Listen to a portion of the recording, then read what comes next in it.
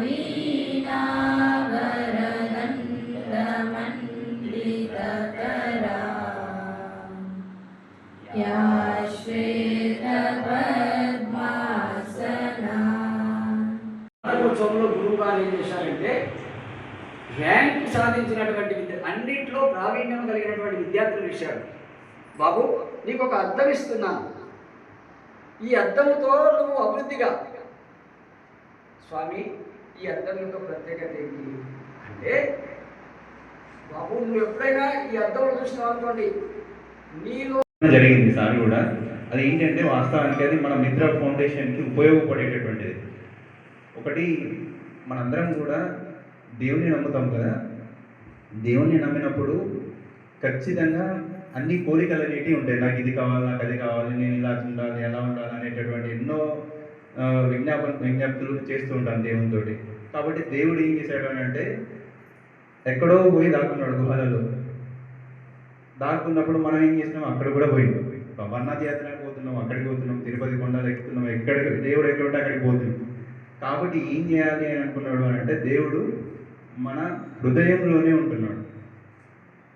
So దేవుడు ఎక్కడ ఉన్నాడు అని అంటే మన హృదయంలోనే ఉంటున్నాడు. కాబట్టి మానవ సేవే మాధవ సేవ. కాబట్టి మనం మనుషులకు సేవ చేసినట్లయితే అది దేవునికి సేవ చేసినట్లయితే, కాబట్టి ఇది మనకు కూడా ఉపయోగపడుతుంది.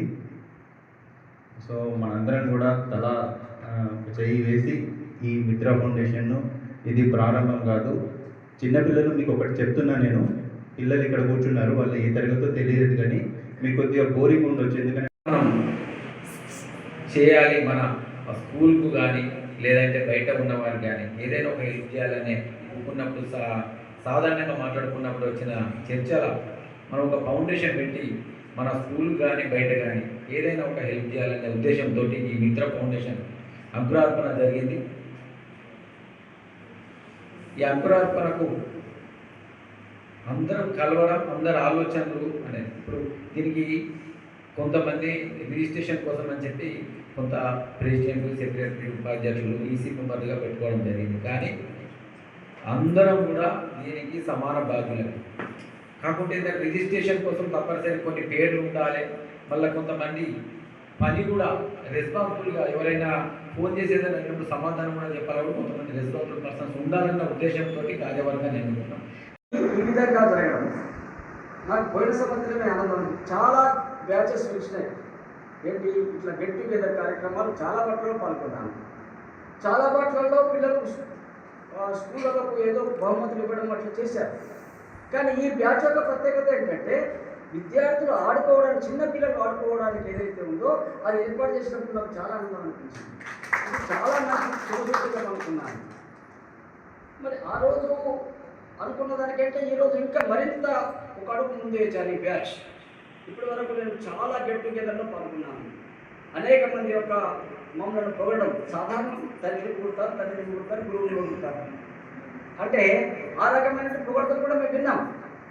కానీ ఇక్కడ జరిగినటువంటిది ఏంటంటే, ఒక ఫౌండేషన్, ఒక ట్రస్ట్ ఏర్పాటు చేయడం అంటే ఒక అడుగు ముందు వేశాను. ఇప్పటి వరకు నేను పాల్గొన్నటువంటి అనేక గెట్ టుగెదర్లో ఇది ఫస్ట్. కాబట్టి మీ అందరికీ కూడా భగవంతుడు ఇది దినదినాభివృద్ధి చెందాలా. అయితే మీరు స్టేట్ ర్యాంక్ వచ్చేసిందండి. సూగురు రామకృష్ణారావు, నేను ఇద్దరం కలిసి వెళ్ళాను. నేను కలెక్టర్ ఆఫీస్లోకి వెళ్ళిన తర్వాత చెప్పులు బయట విడిచిపోయాను. అటెండర్ నమ్ముతున్నాను, సార్ చెప్తారు తప్పండి. బాబు మా పద్ధతే కానీ నేను చెప్పులు తీసుకుంటాను. అయితే అతను నన్ను కిందికి మీద చూశాడు అటెండర్. ఇదేంటబ్బా, ఎవరైనా చెప్పులు విడిచిపోతారా? మన విధానం. అక్కడికి వెళ్ళిన తర్వాత కరెక్ట్గా లేచి నన్ను సాధారణంగా ఆహ్వానించారు, నన్ను కూర్చోబెట్టారు, రామకృష్ణతో మాట్లాడారు. అయితే ఇక్కడ ఒక విషయం ఎందుకు చెప్తున్నానంటే, ఒక గురువుకి కానీ, ఒక తల్లికి కానీ, ఒక తండ్రికి కానీ పేరు రావాలంటే శిష్యులు అంటే పిల్లవాళ్ళే కాదు. నన్ను కలెక్టర్ గారైనా, డిఓ గారైనా వీళ్ళందరూ ఆహ్వానించి గౌరవించడానికి నా విద్యార్థులు కాదు.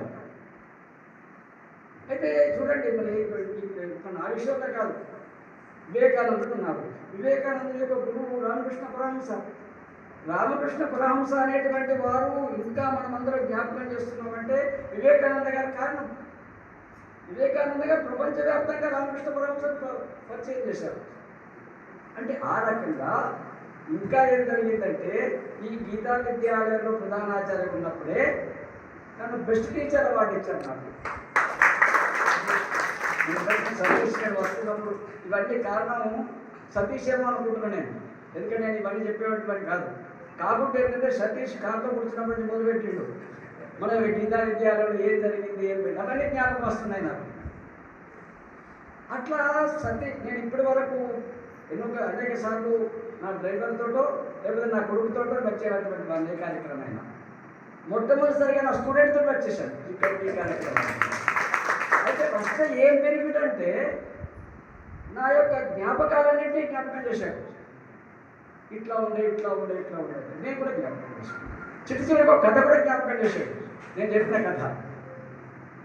అంటే ఇట్లా మేము ఇద్దరం వచ్చినప్పుడు అంటే దీనికి అంతకు ఎందుకు చెప్తున్నానంటే గీతా విద్యాలయానికి ఉన్న ప్రత్యేకత ఏంటిది, జగిత్యాలకు ఉన్న ప్రత్యేకత ఏంటిదని నేను నెమ్మది వేసుకుంటున్నాను. అది నా స్వార్థమే.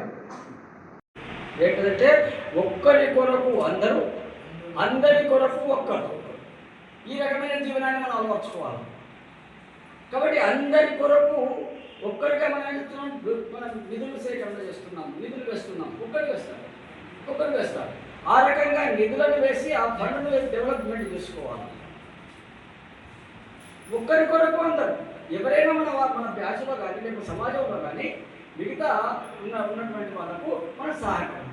కాబట్టి అందరి కొరకు ఒక్కరు, ఒకరి కొరకు. అయితే ఈ యొక్క సహాయాన్ని ఎట్లా ఉండాలా అంటే దయచేసి నేను చెప్పేది ఏంటంటే సంస్కారయుతంగా ఉండాలి. మన సహకారం సంస్కారయుతంగా ఉండాలి. ముందర తప్పకుండా మనం సంస్కృతి విద్యాపీఠం శిష్యులంగా